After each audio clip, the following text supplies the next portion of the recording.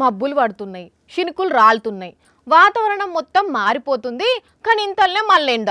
ఇక ఇవాళ మొత్తం ఎండే అనుకుంటున్నారు, కానీ పావు గంటలనే ఓ 10 నిమిషాలు వాన పడుతున్నది. ఇక అంతే అట్టున్నది. వాన లేదు, ఏం లేదు, ఎదురు చూపులే అవుతున్నాయి. రైతన్నలు బాధపడటమే జరుగుతున్నది కదా. అయితే వానదేవుడా, ఇక ఇప్పటికైనా మా మీద కరుణ చూపెట్టి కుండపోతగా వర్షం కురిపియమని ఈ ఊరోళ్ళు ఏం చేసిర్రంటే, బండెనక బండి, బండెనక బండి, బండెనక బండి, మొత్తం 101 ఎడ్ల బండ్లు, 1000 మందికి ఎక్కువనే అక్కలు, 1001 బిందెలు. ఊరుకు ఊరంతా కదిలిండ్రు, కృష్ణానది ఒడ్డుకు చేరిండ్రు, చప్పట్లు కొడుతూ పాటలు పాడిండ్రు.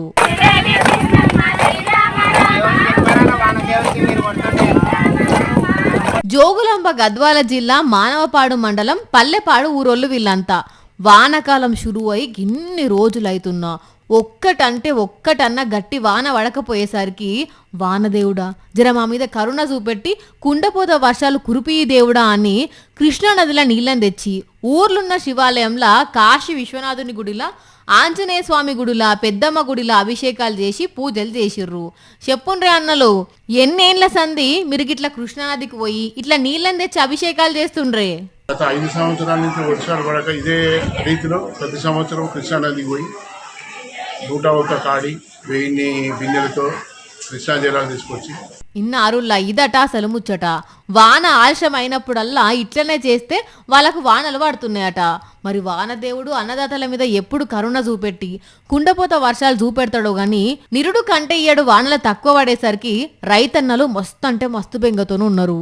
ఇక్కడ వానల కోసం రైతన్నలు గిట్ల దండాలు పెట్టుకుంటుంటే, ఇటు జగిత్యాల జిల్లాలనేమో ట్రాన్స్ఫార్మర్ గాలిపోతే పట్టించుకునే దిక్కు లేకుండేసరికి 5-6 అక్కలు అందరికందరు కష్టపడి తెచ్చి గిట్ల పొలానికి చల్లుకుంటున్నారు. ఇక వీళ్ళది ఈ తిప్పలైతే, ఇటు కామారెడ్డి జిల్లాలనేమో రైతన్నలది ఇంకో తిప్పలు. నెల రోజుల కింద ఒక ట్రాన్స్ఫర్ గాలిపోతే తెచ్చి మళ్ళా మొన్ననే కొత్తది వేసిర్రట. మళ్ళా 2 రోజులు చక్కగా నడిచి అట్లనే తిప్పలు పెడుతుందట. పశువులకు నీళ్ళు ఎట్లా పెట్టాలా, అసలు మేతలు ఎట్లా వారబెట్టుకోవాలా, అసలు మాకేం అర్థం కావట్లేదు. ఈ అధికారులు ఏమో పట్టించుకోవట్లేదు. అయ్యలు ఆఫీసర్లు ఇన్నారు కదా రైతన్నల బాధలు. జర వీళ్ళ దిక్కు చూసి జర బాధలు కష్టాలు తీర్చుండ్రి సారు. పాపం వీళ్ళని చూస్తే మస్తు బాధ అవుతున్నది పో.